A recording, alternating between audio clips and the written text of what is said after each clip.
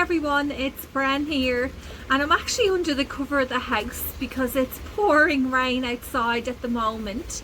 Thank goodness I got this week's garden update recorded when it was a bit drier, but in no way am I complaining, because whenever I see rain here it just makes me so happy. And it's perfect timing too, because we're in autumn now and I really want my seedlings to settle into the ground and grow nice and healthy and strong before the real cooler weather arrives. And I'm thinking it probably won't be too far off now, because I find in the morning and in the afternoon when I'm out here I have to grab a jumper because it's starting to get a bit chilly. Anyway, why don't you go and grab a cup of tea or coffee and sit down, relax for a few minutes. We'll take a look around the garden and we'll harvest some food. When I came out this morning on my daily garden wander, I noticed that this trellis here had fallen over, and I think it was because of what's growing on it. This absolutely enormous and really heavy New Guinea bean gourd had pulled it down. I won't go on too much about this gourd today, because in last week's garden update I harvested one of these as well and I did a taste test. Even just holding it here now, it's so heavy. You could actually even do a workout with these.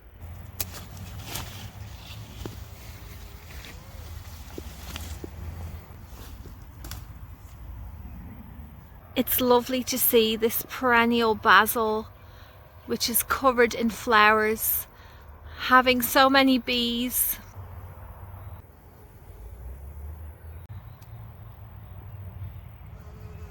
All the annual flowers are in full glory at the moment, with the cosmos, zinnias, sunflowers, all mingled together in this one space.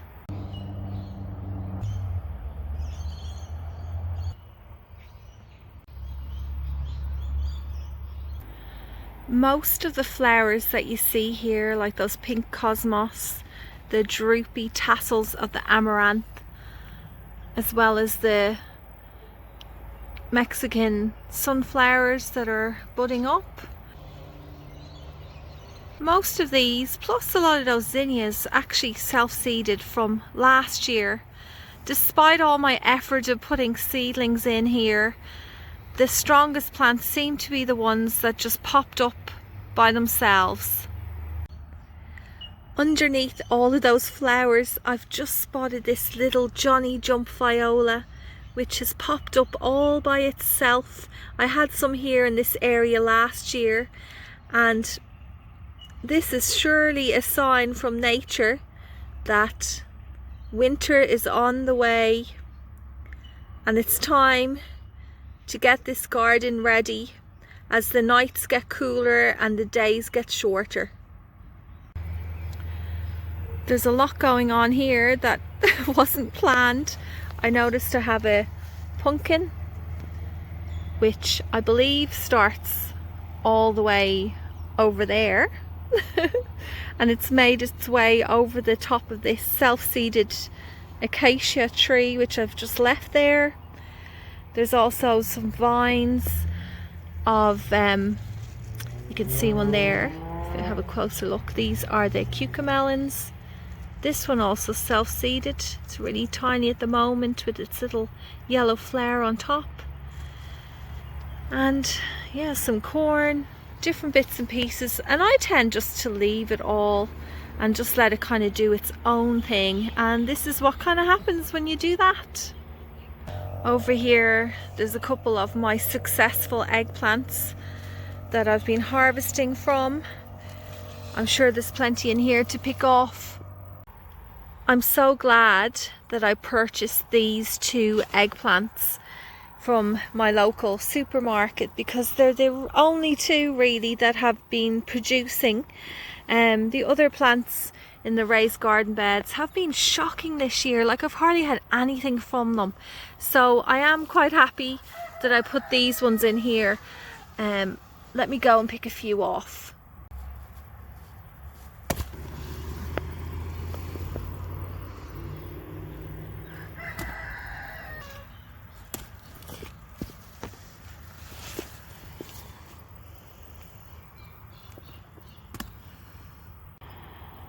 Here there are some limes ready to pick. I noticed a nice big plump one here. I'll take this one off. With all my citrus, even when they do ripen or, you know, ready to pick off, I usually just leave them on the trees rather than doing one big giant harvest. I think I'm going to be taking this one off too early. Usually, you know, when they're ready, when they kind of come off much quicker than that. Let's head through this archway here because our 2 new chickens have arrived and I cannot wait to introduce you to them. The cosmos plants are flopping over everywhere. These have all self-seeded. Every single one that you see here just popped up after all that rain that we had, and now they're just starting to bloom and they're just so beautiful and dreamy, lovely and whimsical for the cottage garden. We're almost there. The chickens are just down this way. So here they are. The brown one, my kids have named that chicken Autumn, and the white one is called Snowflake, and they're just 16 weeks old, so they're still little babies, but they've been pretty good so far. I've had to lock them in here in the coop area because this little one here, Snowflake, is the biggest rascal ever.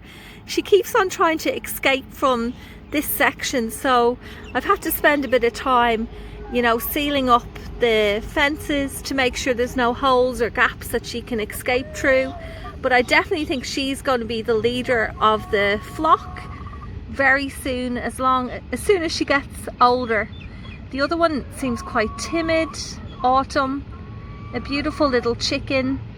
And my kids are just so delighted to have them, and it's a really nice distraction from what's been happening in the world at the moment. And here's Rainbow and Sparkles. They're still not quite sure what to make of the 2 new chickens, but I think they'll soon enough, they'll all start hanging out together and getting on well, I reckon. So I'm underneath the orange tree that's in the chicken run area to show you the gourds that are hanging off it. So I'd mentioned last week these are the birdhouse gourds, but I actually don't know, are they the birdhouse gourds? You know, I thought they were meant to be a pear shape, which I had said before. These are more of a long kind of, how would you say, like a trumpet type shape. But these 2 here hanging down under the orange tree are the biggest that I have so far. And so far the chickens haven't managed to peck at them or anything. That's what I was thinking they might end up doing, but they seem to be like unblemished and quite perfect looking. It's very exciting. I love that I've tried these this year. I've left the chicken run area now, which is their little coops there, and this whole area, that's where I was under that tree. And I'm going to go now and pick a whole load of these cucamelons. Actually, on second thoughts, there are so many here. I might just pick a few off now, and then perhaps tomorrow I'll get my kids to come out and help me pick the rest of them, because there is just so many. I just popped inside the house and grabbed a bowl because there's no way that they're all going to manage to stay in this basket.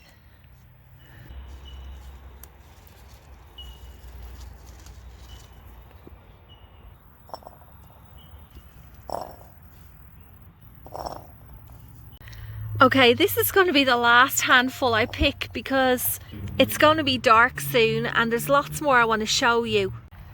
Before I head to a different area of the garden, let's take a look at some of the flowers down here near the back.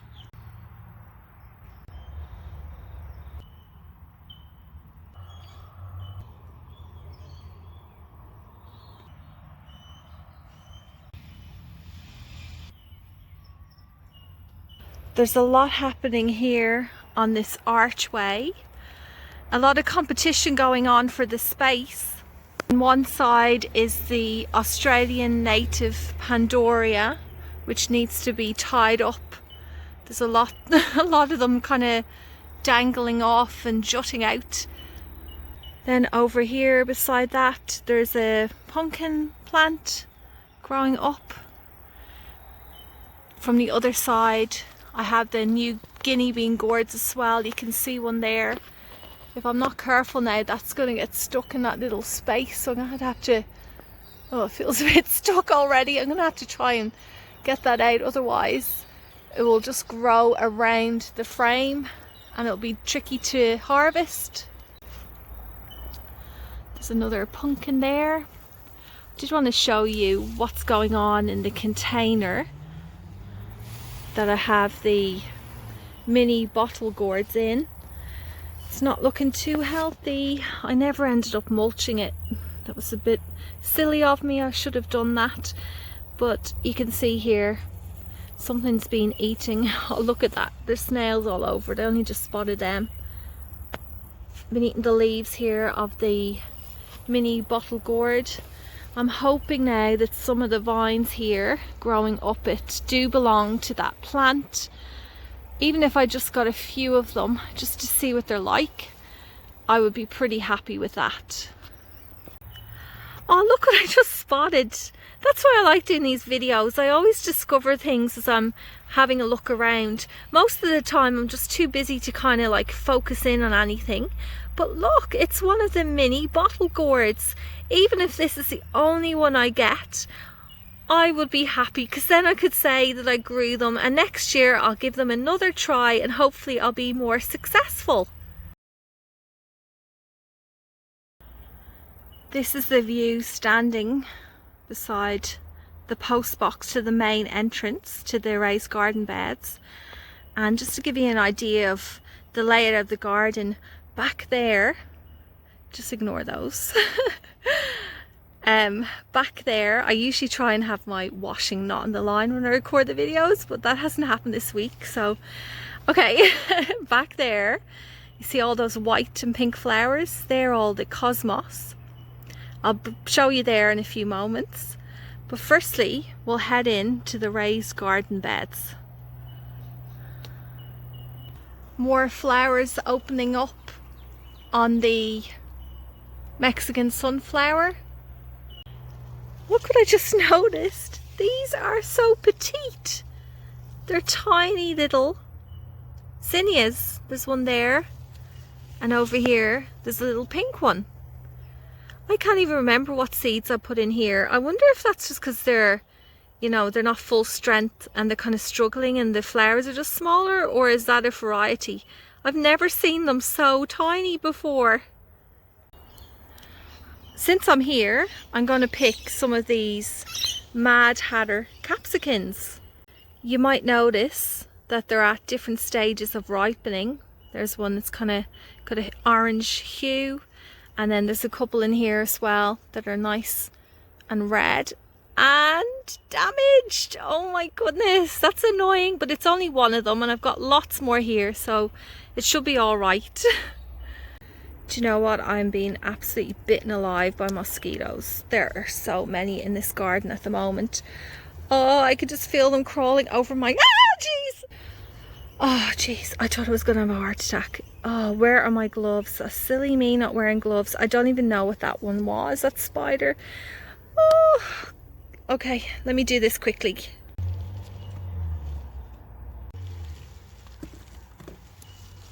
I just got distracted by this purple fountain grass. I actually only popped that plant in there a few weeks ago when I bought it at the local nursery, just to put it somewhere. It's not my intention to leave it there, but I can't get over how much it's grown. Okay, back to the capsicums. Beside the Mad Hatter capsicum plant, I have this other variety, and there's a few growing on it. There's another one down here, and I think I'll pick these off as well. It has a little hitchhiker on it, a snail. Snails everywhere at the moment.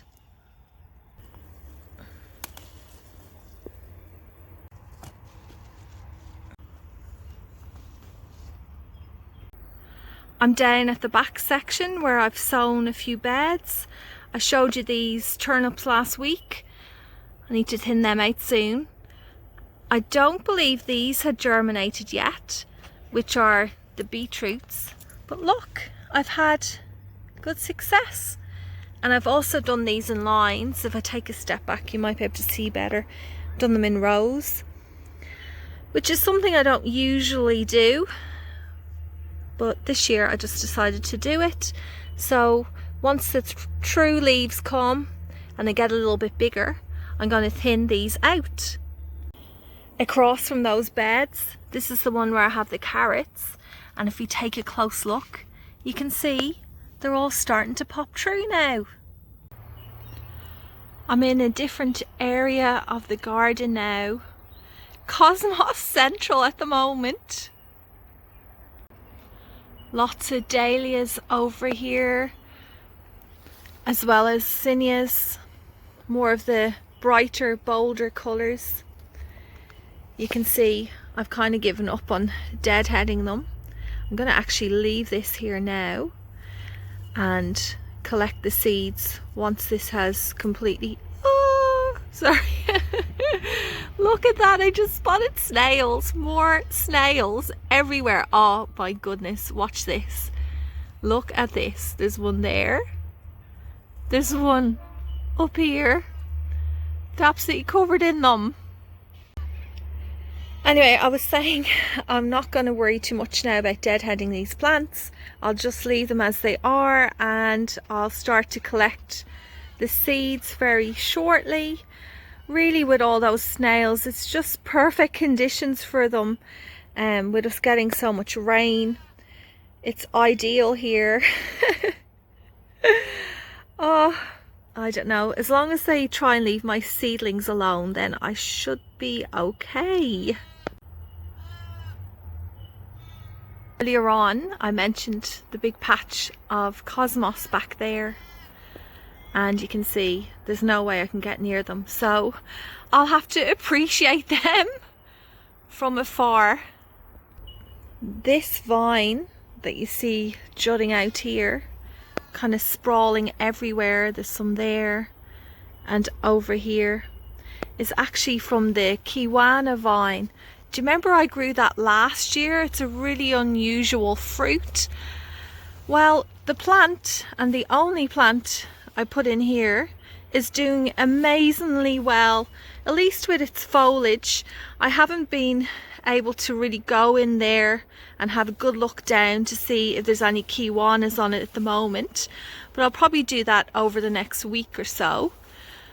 But for today, I'm here to pick some of the beans that are dangling off this archway. You can see them all up there, as well as lots of these little currant tomatoes that are intermingled amongst all of the other plants, including the Anthony Parker salvias, which are every week flowering even more.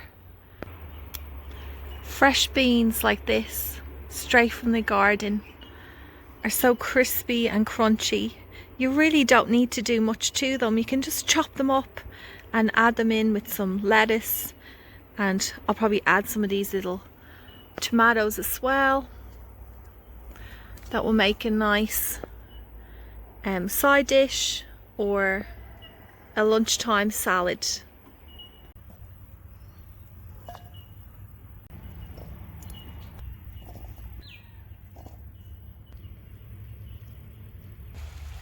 A basket full of homegrown produce.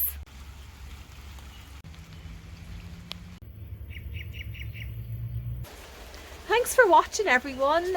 Before I head off, I do still have one little message to share with those of you who have just watched this and are completely new to gardening. I want you to know that this is definitely achievable. Like, I'm just a home gardener and I've gained this knowledge over the years from reading books and looking at YouTube channels, and you know, it's certainly achievable. You can do this, you really can. Anyway, on that note, I'm going to head off for this week. I hope you all have a great week and stay safe and, you know, healthy, and I'll talk to you all soon.